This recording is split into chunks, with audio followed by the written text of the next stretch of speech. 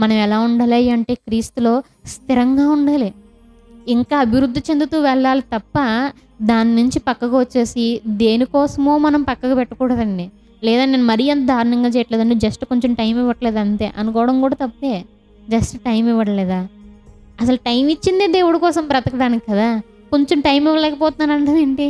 Time ఇచ్చిందే దేవుడి కోసం బ్రతకడానికి. మన మాటలు ఎలా ఉన్నాయి అంటే అస్సలు టైం కుదరట్లేదండి. మరి దేనికోసం ఆ టైం అంతా? దేవుడు మనల్ని భూలోకంలోకి పంపించింది, భూలోకం మీదకి పంపించింది దేవుని యొక్క పనులు చేయడానికి, ఉన్నటువంటి సమయం మొత్తాన్ని దేవుని కోసం అర్పించడానికి, ఉన్నటువంటి సమయంలో దేవుని కోసం సత్క్రియలు చేయడానికి. బట్ మనం ఏం చేస్తున్నామో తెలుసా అండి, ఈరోజు టైం కుదరట్లేదు. అసలు టైం ఇచ్చిందే దేవుని కోసం కదా. కానీ మనం ఎలా అయిపోయామో చూసారా అంటే, ఇప్పుడు మనం చెప్పండి, మనం ఘోరమైనటువంటి దుష్టత్వంలో ఉన్నామా లేదా? దుర్నీతి బంధకాల్లో ఉన్నామా లేదా? ఆలోచన చేసుకొని పిల్లరా,